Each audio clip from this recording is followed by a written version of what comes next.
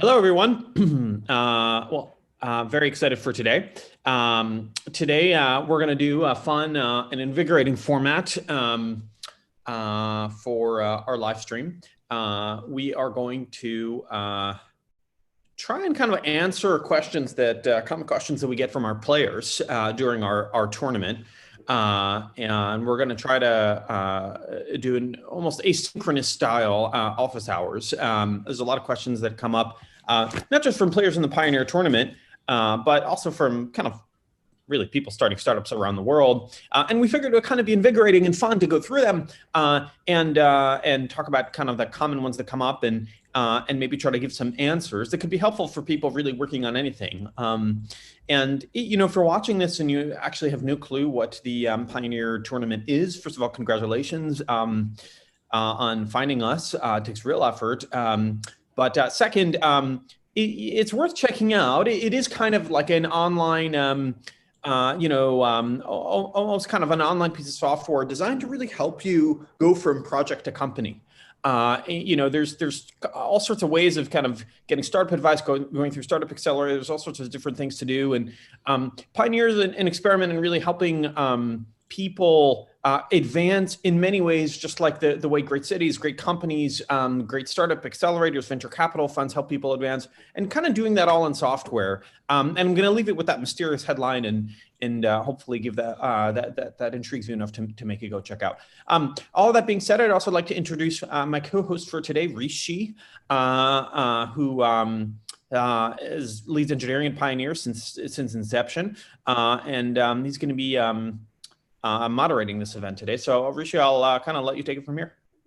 All right, thanks, Daniel. First off, we have Leander, a player from Germany. I'm sending you the link, getstardust.com. Feel free to screen share, browse that. Leander actually recently pivoted from a different project. He's now working on Stardust, which is algorithmic pricing optimization for professional freelancers. He has kind of a general question and a more specific variant for him. The general question is just, how do you discover and validate an initial customer segment that is most receptive to the thing that you're building? And then for him, obviously that question is, which professional freelancer segment could benefit the most from algorithmic pricing software? And he's thinking kind of something that's along the lines of high frequency, low income.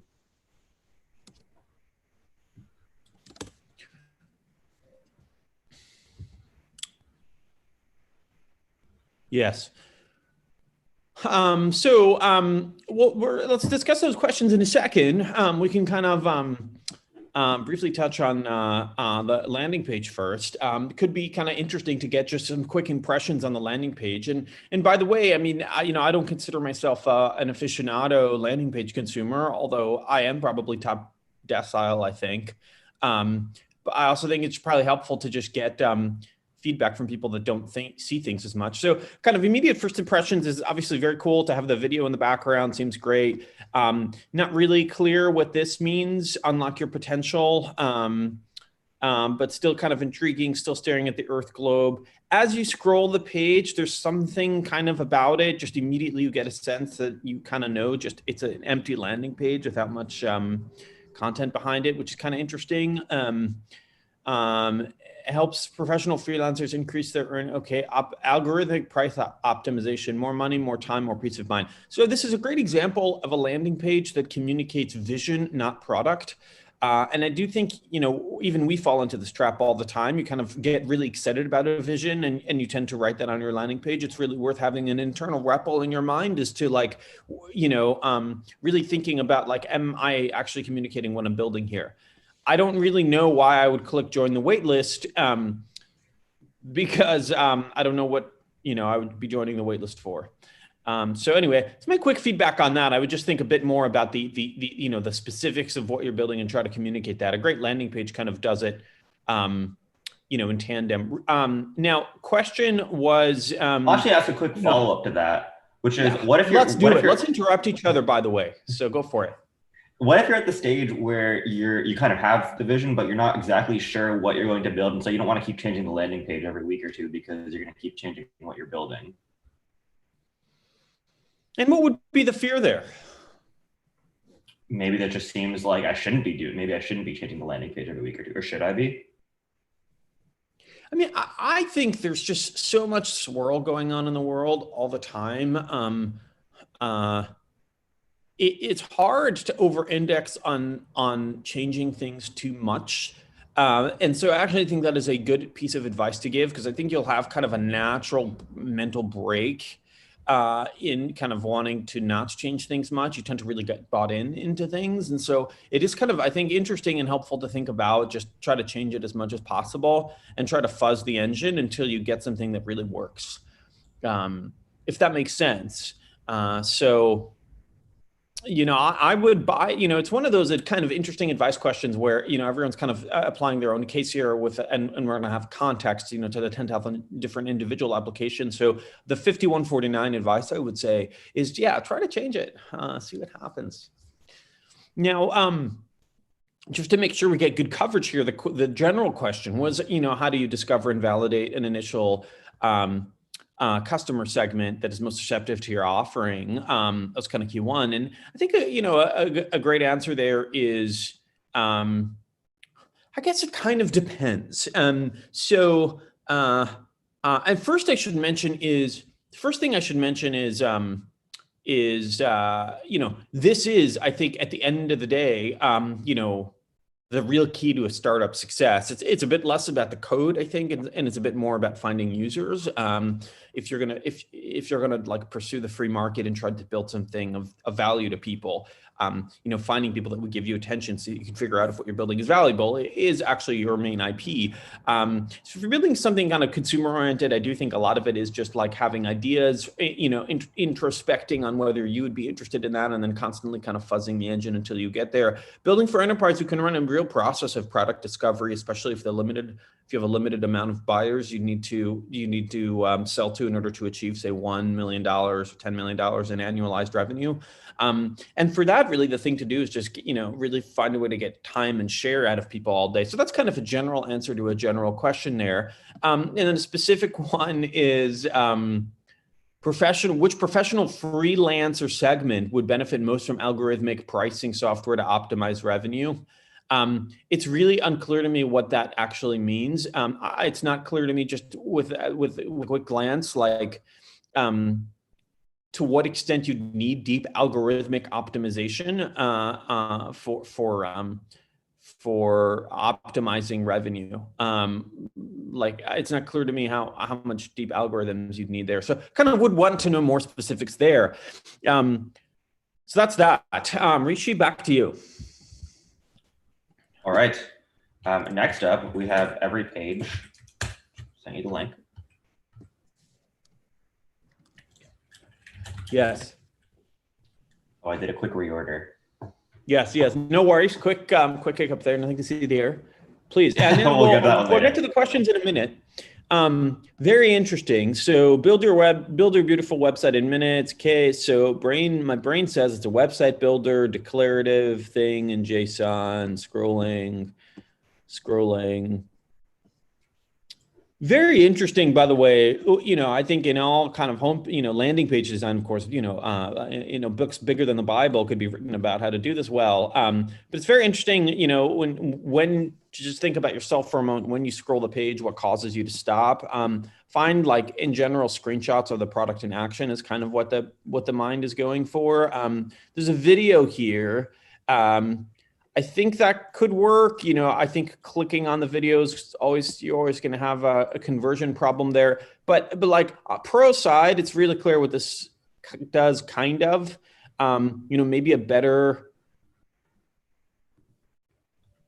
Maybe a better one would be, wow, I don't know if we're allowed to do this. I hope we don't get arrested, but you could kind of do something like that. I think would be even a bit simpler. So, food for thought. But overall, kind of good. It's exciting. It's enticing. Let's see what happens when you click here. So that's kind of good. Takes you, okay. So obviously still got some work to do here. We won't go that far. Overall, pretty invigorating. I use JSON basically with my limited scrolling. My readback is I'm going to somehow use JSON to make a website. Maybe the one final interesting thing, I would definitely pull this section up and make these more visual. I mean, this is your gold. You definitely would want to carousel this and probably pull it maybe to the third fold. It's not cool. So anyway, the other thing I was going to say is this page is really good at, now I know what Everypage does.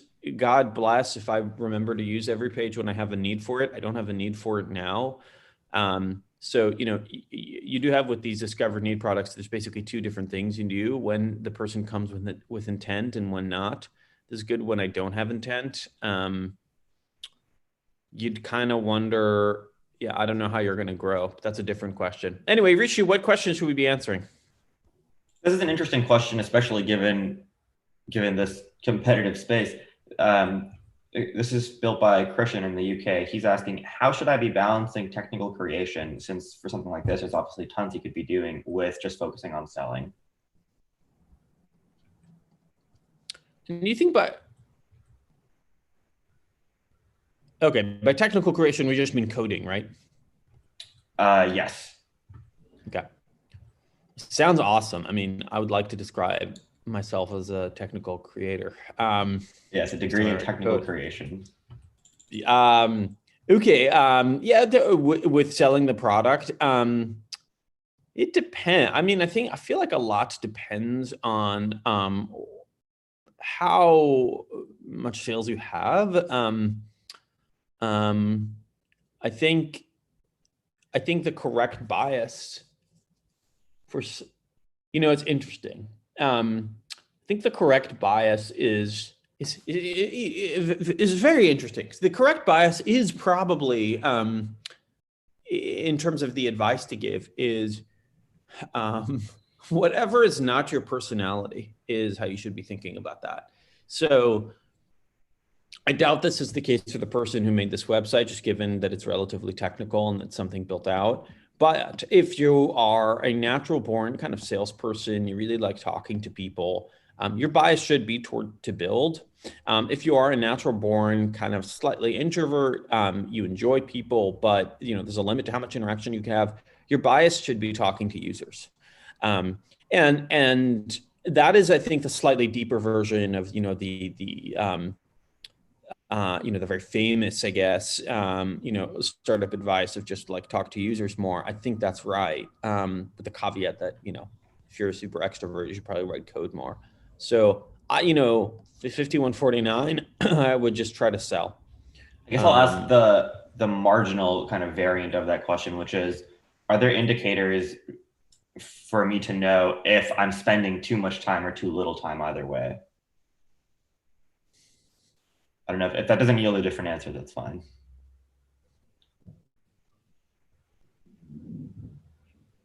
It's interesting, I think for the real kind of insecure overachiever, there is unfortunately an indicator that's going to ring in your brain every waking hour of the day, which is you're going to think whatever you're doing is not good enough. And so I think there's kind of a natural, I don't know what's causing that, some type of biome, chemical release or whatever. But I think in that situation, it doesn't really matter when my advice is. But at the end of the day, the real marker for yourself is, either, daily active users or revenue, I think is really the marker of success.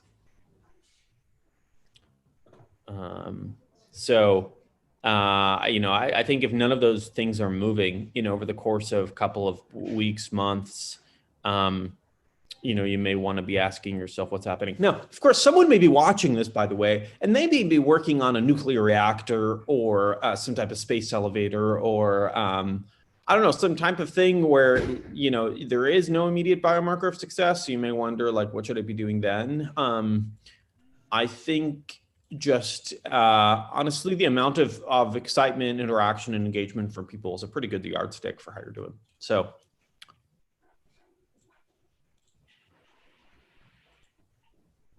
Great. We actually have earlier today we had a call for the in the Pioneer tournament with the players community, just for founders working on B2B products. And this was one of the most common, the one that we were just talking about was one of the most common questions, sort of balancing building versus sales. The other really common question, this is actually not a specific, one specific player. The other common question was around pricing. How do I price my app? And particularly if what I'm building is kind of incomplete, it's not really there yet. How should I think about pricing? Okay, so great piece of thing to read is that there's many yellows here. One is Patio 11. I see the subdomain is training. That's very him. His art to SaaS pricing. And so that's kind of a good read. And then they did make that a bit more, I think he kind of rewrote and expanded it here on the Atlas guide, just on how to do pricing. I do think if you make it through this, you'd be a bit smarter. If you don't want to read this, if it looks too long, the gist that I can share with you is probably not charging enough. That is his ultimate guide. His ultimate piece of advice. You know, if Mark Andreessen with Software is Eating the World, Patio 11 is charge your users more. I think there's a caveat here, which is, I think when you're very early on, it's fair to try to make your product very cheap because you actually need attention more than you need the dollars. I think Patio 11's advice is good, you know, once you have a solid cohort of, you know, 2, 3, 4 dozen or so customers. So that's kind of food for thought there. I would definitely just read that content. Second question, kind of an extension of that, is how to do it if you're incomplete. You know, one interesting thing is, you know, let's see if we could pull this up.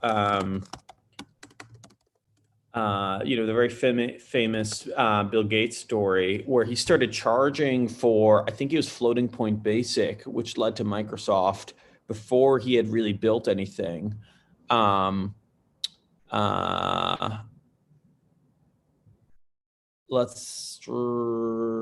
there you go. In reality, Gates and Allen did not have an alter, nor had they written the code for it. So that's a funny kind of example on how to do that. There's you know, do this to the extreme and you end up like Theranos. So you kind of would want to be careful that you can deliver, but you can try to, you know, price your app and try to sell it even before it's complete.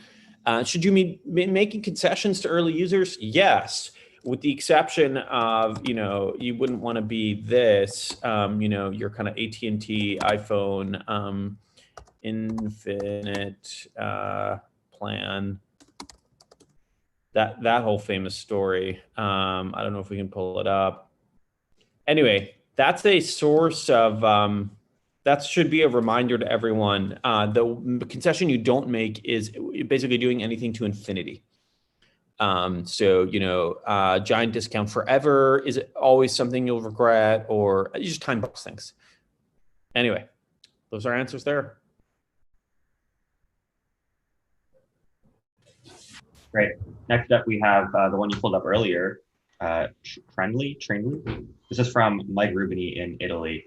He just was asking you to do let's look at the landing page and tell him what you think. Okay, great. Let's go through it. Discover rising trends. Monitor signals across the internet to identify and track new trends in your industry. So off the bat, I mean, I think everyone's kind of thinking, okay, why is this interesting to me? So maybe this is one of those pages where you're going to buy traffic to it from qualified leads, but just to me randomly, I don't know, no immediate understanding of why this is interesting to me. The examples are so specific that if you don't have domain experience in them, you're not even sure what you're looking at, like a Murakami flower. I don't, you know, I kind of don't understand. I would probably pick more simple things. Like if you do go to, you know, trends.google.com, their examples are like a bit more pedestrian: Taylor Swift, Kim Kardashian, World Cup, football. So I would probably do something like that. And, I imagine what Mike is going to say is like, well, the whole value of the service is that we're more specific, but I think there's a bit difference in, what you want to do to pull people in. There's a coronavirus report. So I clicked on that. That got a conversion. Again, you're making me work too hard. How should I be associating a telemetry unit with coronavirus? Also, this chart doesn't seem interesting. None of these charts actually. Okay, this chart, poker, seems interesting. So that's kind of some kind of brain dumpy feedback. I'd make these terms simpler. I would make the charts more obvious. Like none of these charts are interesting shapes, just from the examples you pick. And then I would try and make it more, engaging just on the why I should care. It's interesting. What would you rewrite this as?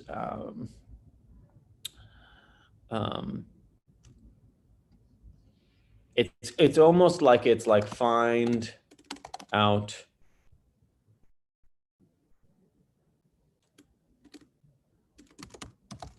what people are thinking about anything.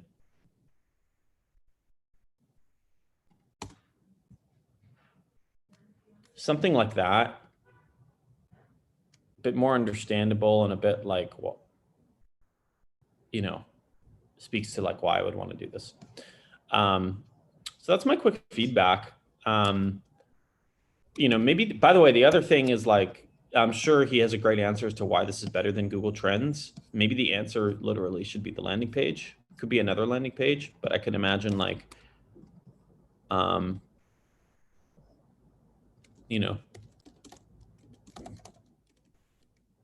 I don't know what his answer is, but it's something like Google Trends.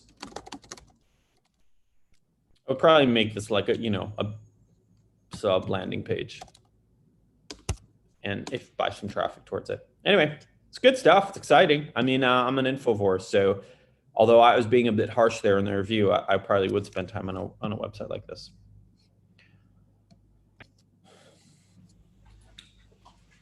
Great. Next up, we have RoboCash. RoboCash is a mobile app that where the caller deposits 5 cents to call you, and if you hang up within 25 seconds, you keep the 5 cents.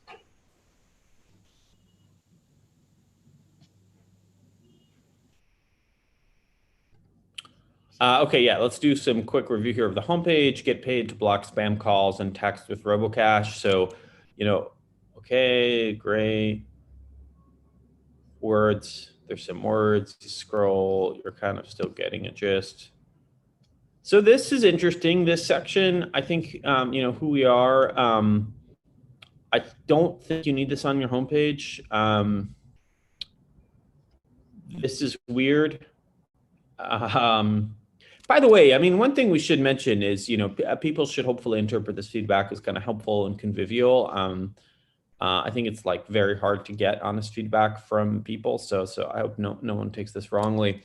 But I don't know, this is weird. Unless this is a website, describing a online cryptocurrency technique in 2009, I wouldn't kind of go this anonymous angle. And then the other thing I would do is, I do think if you're going to have kind of a large H1 text here, it's pretty important to minimize the amount of words here.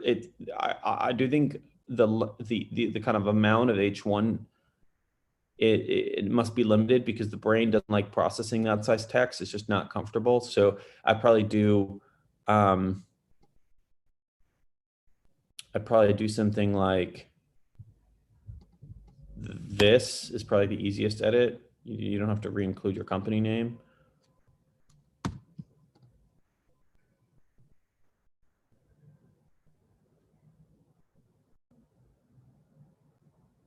Anyway, I could spend years golfing this, so I'm not going to continue. You could even tighten this up as well. So that's interesting. Now the actual question, Rishi. Yeah, the founder Adrian's question is his retention for his Android app is quite low. How can you go about improving that? And what is his retention? He has it 18%. I don't know what time frame that's at. Yeah, so we'd want to know a bit more, like, is that 1, 2, 3 weeks in, and is that kind of like 2, 3, 4, 5, D7? That is to say, you know, 5 days out of the week, or some other metric, weekly active. You know, it's funny. Increasing retention is,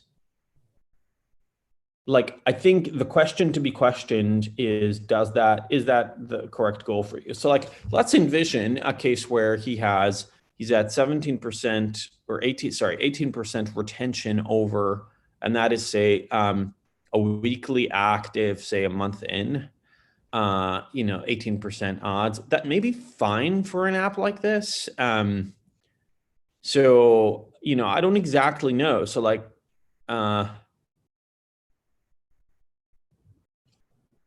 this could be an app that you almost never open, now that I think about it, right? So I don't know if that's the right thing to optimize. You know, it could very well be that, you know, I'll give an example. There is, I mean, there's all of these, there's a whole bunch of them, news notification apps that they have a very tough time measuring attention because they just expect people to read their notifications. You know, their app is the home screen, so to speak. So this could be one where you just maybe want to look at revenue. That would be my question and feedback there. If you were going to add, if you were going to look at adding 1 or 2 other KPIs besides revenue, what would you track?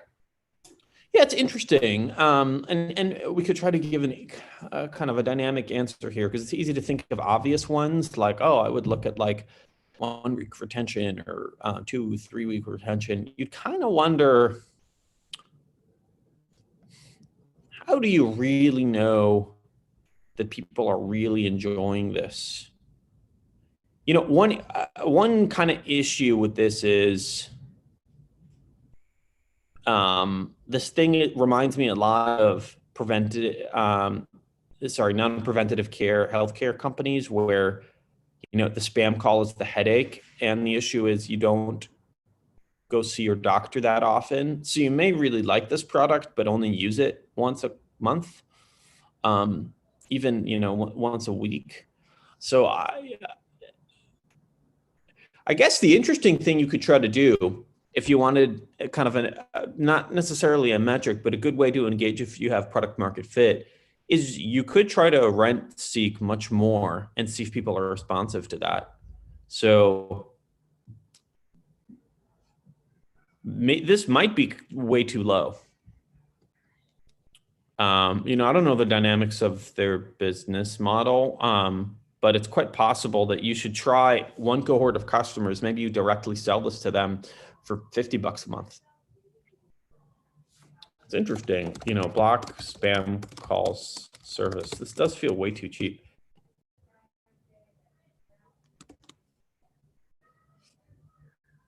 Anyway, it's food for thought. Reminds me of Earn in some ways.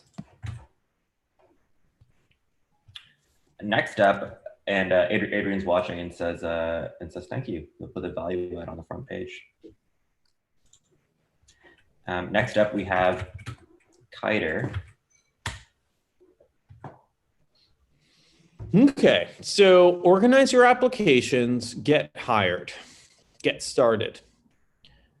And okay, nice. There's some, I can kind of gloss my eyes over some stuff here. Tesla. Okay. I'm just spooling what my brain is saying. And by the way, before we continue, there's a service called Playtest Cloud, which does playtesting for mobile games, very popular. I think you'd want to probably, if you have an app, you'd probably want to hire these guys and have them, and all they do is they have people narrate stuff for you as they use your thing. I think you just would want to have people do this on your landing page. What I'm doing is not that unique. Anyway, so let's continue here. So I still don't know what this is. I'm not ready to click get started. I'm seeing some university logos. I love that I'm able to track my activity and make sure that I'm executing. Still no clue. Chart a path, stay active, strategize. You're on track. Time to turn it up a notch. Track progress, contacts. Let's get started. Okay, so I've reached the end. I don't know what this is. I think I have a sense just from staring at this thing over here that it's some type of scheduler, Jira style task manager thing, but I don't know. I'm going to click demo. It's a Loom video. I don't feel engaged enough to watch the Loom video. Get started. I don't feel like giving you my email. So now I will watch the Loom video just for the purposes of feedback here so that I know what this is, so that I can maybe rewrite the page. Okay, the Loom video is just the video we saw earlier. And okay, so this is actually awesome. This is a way to track, I guess if you're a college student, where you're interviewing, how to get a job. This thing will get you a job. I think that's it, right? Yes. Okay, awesome. No need to encode this. This is a great idea. I would just change this and you could win. I would just change this to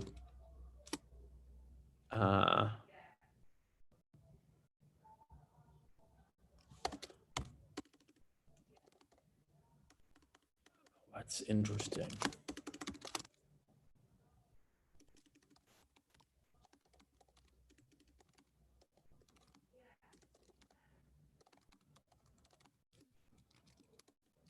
Still not good enough.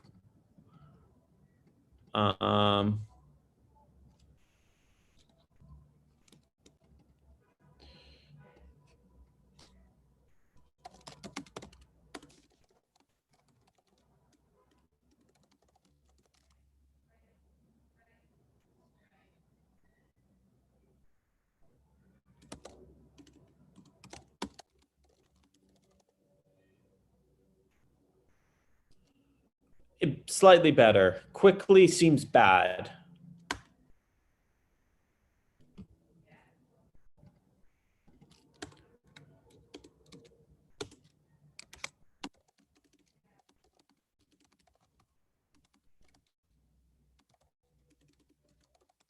Better. A bit long. Better.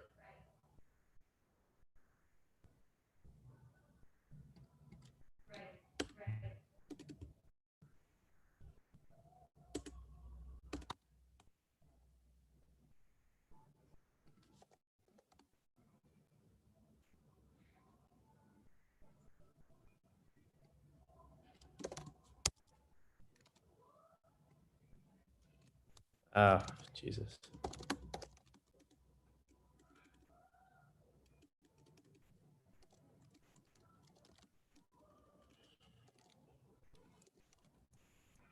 No one wants to get hired.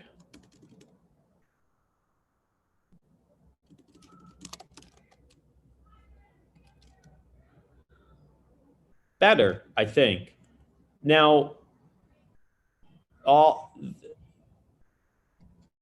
no clue. This quote I would make better.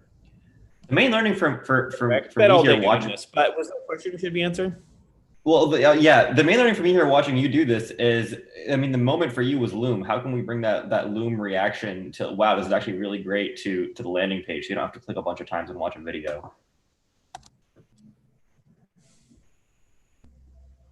Yes, this is an interesting thing where I'm doing the observer effect, and you're the observing the observer effect. The meta observer effect. So actually within the Loom, there was like a particular screenshot that made it click. I think if you just put that screen grab there, it would work pretty well. Watch again.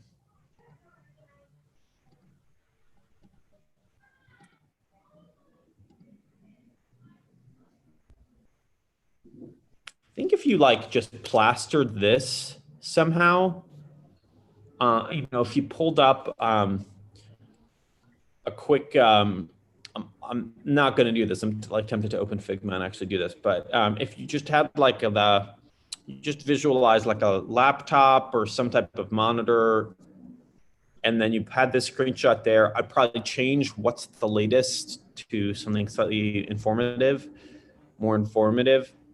And then you plastered it there and you centered it, or you put it here. That to me would just sell it much better. It's very interesting. So if you go to say this, and you could say, well, they don't describe what they're doing, but this does. So it's kind of a similar effect. The question from Kiter, by the way, is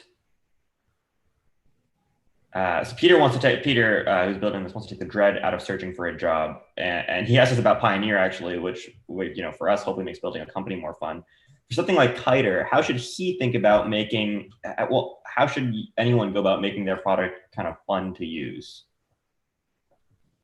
It's interesting to think about what dread actually means. I think dread means, in my inner mind, like the brain, we're here because the brain lets us simulate realities. And for the most part, that's really helpful because we can simulate situations where we would like die, like crossing a crowded street, and then not do them. So we can, that's helpful, but it also is wrong. And I think dread is when it misfires, maybe even correctly fires, in the sense that there's like short-term pain or short-term monotony.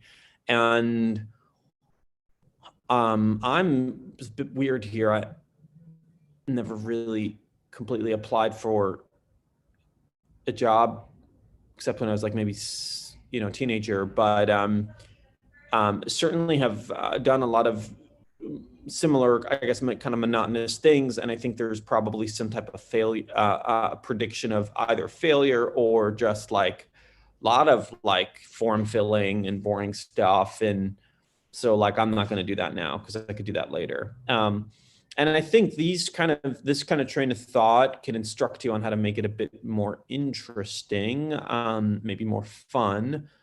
You kind of wonder how just quickly you can make something thrilling here.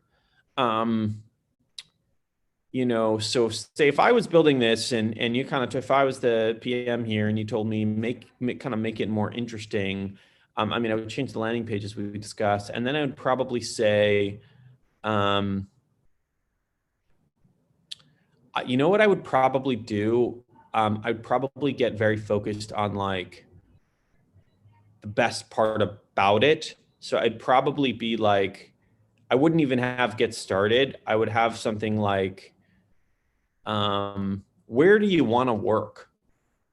And it would be, it does a good job of putting good company names over here, but it would be something like, pick the company you would like to work at most. And it would be like Instagram, SpaceX, Tesla, I don't know, whatever. And then you'd click between one of those, and that would already be more fun. Let's focus on the fantasy, right? The fantasy is like, I'm, leading engineering on Starlink. So that would be kind of my first change. And then I would be kind of imbibing a similar philosophy at every step in the product, which is how can we pull forward the fun? It would very much be like, it's kind of a type form and you're kind of completing your, I guess you fill out one application and it submits it to all places. But very much with the framing of like, how can we help you apply to SpaceX? How can we finish the SpaceX application? You're almost there. And then, I guess a good follow-up, I think a good follow-up from Peter would be, okay, I did all of that. How do I make it fun throughout? This is a really complicated question, and it's hard for me to answer this without just the back and forth. So maybe the thing I would say is I would just look at other things you find kind of really entertaining and try to clone a lot of them. I think you'll end up with systems that are not too dissimilar from Pioneer. point systems, leaderboards. There's a reason that stuff works. And so I would, you can pull a lot of that into your product. The piece of content we all at Pioneer read religiously, I would even hazard to say, is this thing, which I'm sure we can send a link out, which is Daniel Cook's essay on game design. I definitely think worth reading. It very much is a better embodiment of a lot of what I'm saying. So hopefully that's interesting. If you DM that to me, I'll put it on the YouTube channel right now. Super. Great. And then our last one for today is Loopkat, built by Anish in the UK.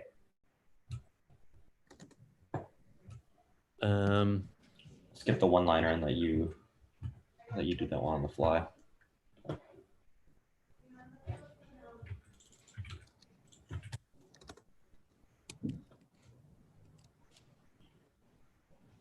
Okay, so let's go through this landing page. Kind of interesting. Loopkat, connect with future you.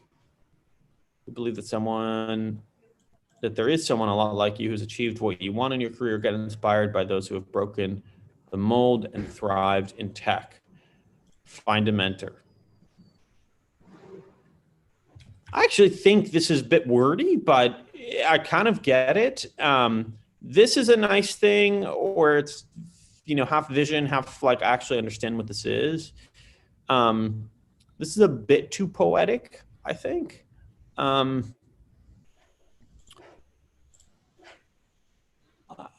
wonder if you would actually you have this a lot in the button.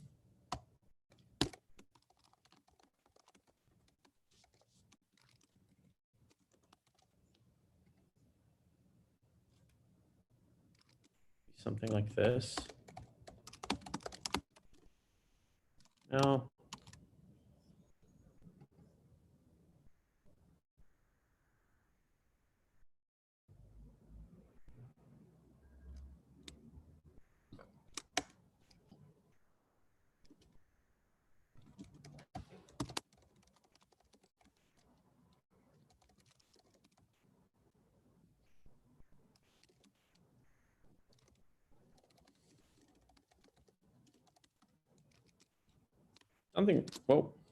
Something like that.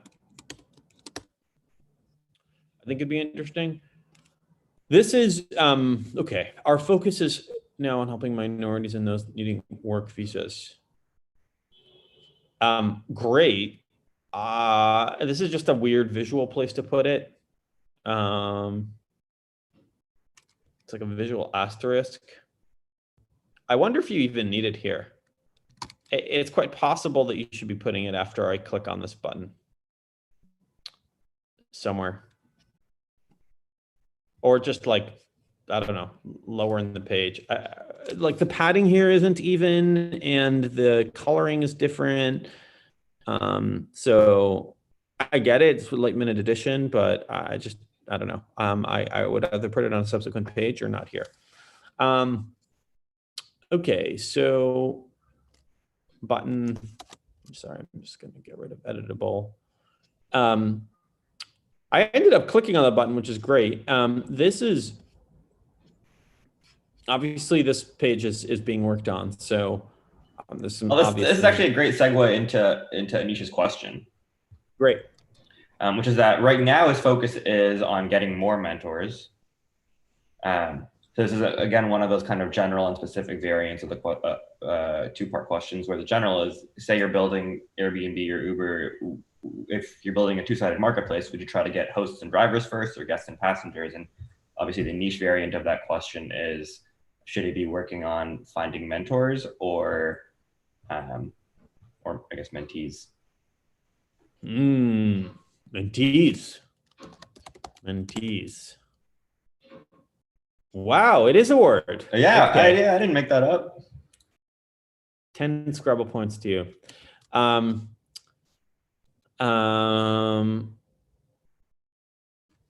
It just sounds like this. But anyway, it's a great question. In two-sided marketplaces, what do you go for first? And it's obviously very case dependent. Here, it feels pretty interesting. I would be kind of tickled by going after mentors first. I kind of find that this is me doing something terrible, which is I think the best startup advice is kind of just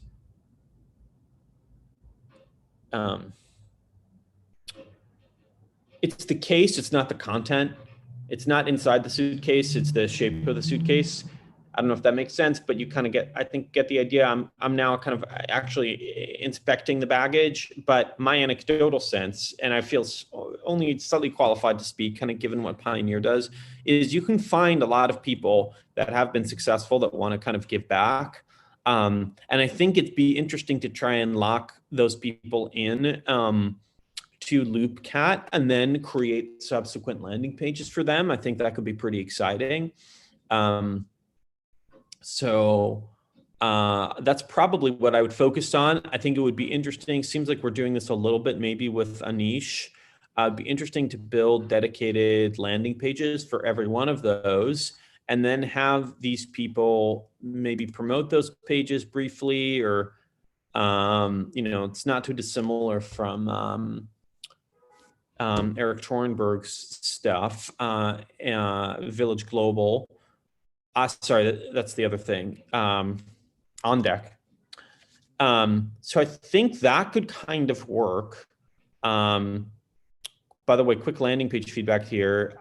If you're gonna have a fake button, it needs to look significantly more fake. This looks a bit too real, it's a bit distracting. I'm trying to click it. But that's how I would think about that. I think this stuff could work really well. And I definitely like the idea of focusing on people that need work visas. I think it's a very interesting way to think of, it's interesting. Literally, the immigration system is in many ways built on sponsorship and apprenticeship. And this is, I think, just a operationalization of that concept. So this really could be the first step in someone's O1. So that's what I would focus on. And then you'd say, well, okay, let's imagine I have a dozen or so of those. How do I get traction? And I think you would leverage those folks themselves. There are also many other ways, it's something Pioneer thinks about a ton. Many other ways to find traction, to find, people that need mentorship. Actually, I don't think that's a huge problem. All sorts of niche online forums, and certainly you could just go to the H-1B visa forms and just post this there. I imagine just get attacked. So that's how I would do it. It reminds me of a common piece of feedback for something like this. I find is, well, you should why don't you just try this with a spreadsheet first? Just go reach out to find a bunch of mentors, find a bunch of mentees, do all this manually. Why is that feedback either wrong or maybe valid for something like this? You're wondering why would hypothetically telling someone, oh, I see, like the feedback of don't even write any code, just try to bootstrap this on. Just exactly. That's interesting. It's quite possible that is correct. Maybe, there's this company called that got to very significant product market fit without writing much proprietary code. I don't think it was run just off Sheets, but it was a collection of off-the-shelf tools, which is very ironic given what the company does.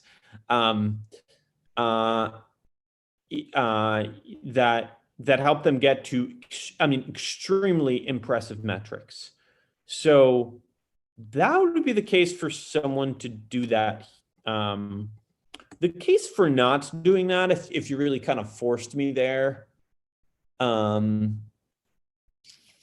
think it would be something like this. two things. One is counterintuitively, the aesthetic of just having a thing to go to, a UX to look at, is a place, is just fun and invigorating, and that in itself is a draw. Proprietary landing pages for mentors, like that's the thing. And then the second is just a kind of a weird piece of advice that I think may be true, which is just be more fun if you're technical to actually build it. So that'd be the reason that advice is wrong. It's quite possible that those two things that I brought up are insufficient, in which case I do think you would probably, maybe we could say a third final reason that advice is wrong is that's an uninteresting experiment. Like, yeah, that would work. It's so clear that that would work. You're just matchmaking people on WhatsApp. So what are we going to learn? And really then the question is, if we consider that experiment validated, what would the next step be? And maybe that's this website. Makes a lot of sense. All right, well, that's all the questions that we had for today. Are there any other websites we should be looking at?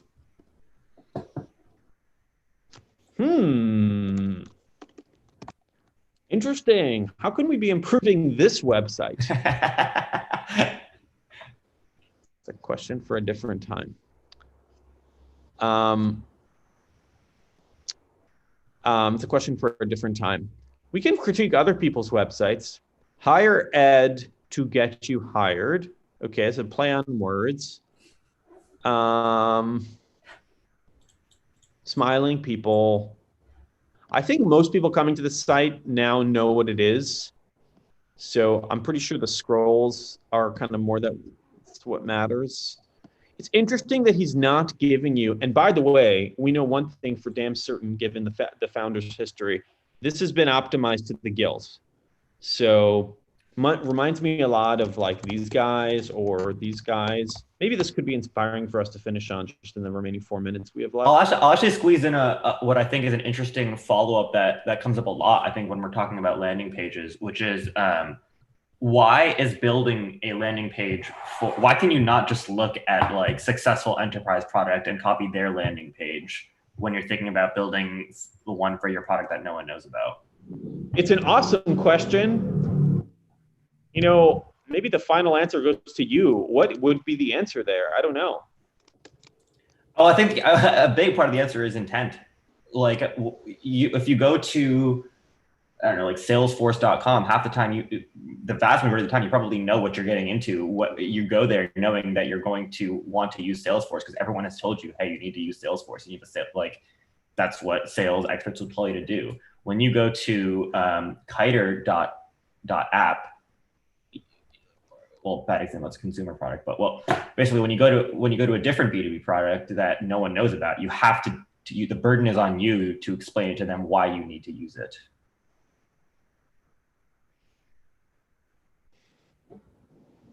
I think that's right. I'm trying to trigger, I'm not quite finding it.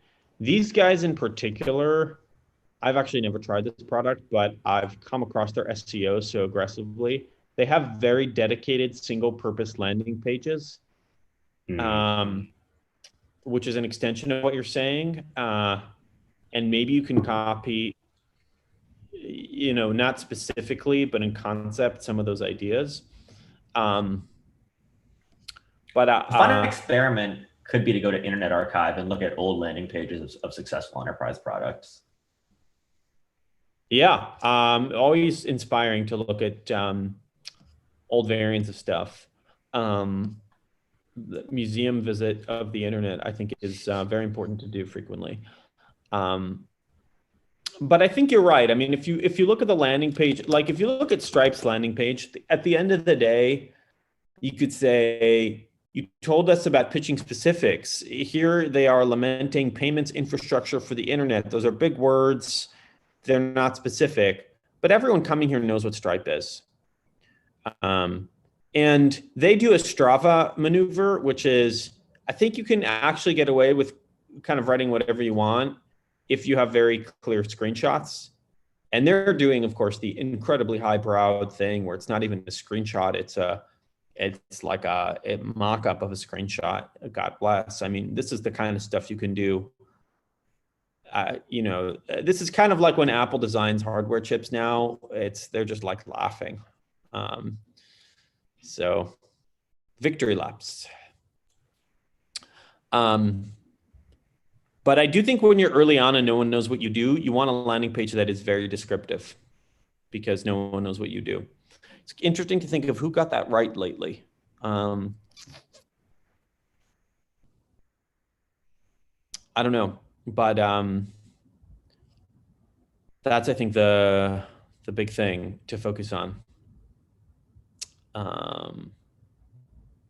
So anyway, good stuff. This was a lot of fun. People should feel prolifically free to send us feedback on this format and how we can improve it.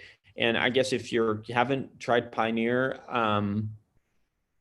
it's worth trying to click this button. Feel free to send us very nasty feedback on our landing page. We'll take it. Specific feedback, ideally, but it doesn't have to all be pleasant. And anyway, yeah, try clicking this button and see what happens. Thank you, Rishi, for co-hosting this event with me. This was a lot of fun. This was. Thank you, Daniel.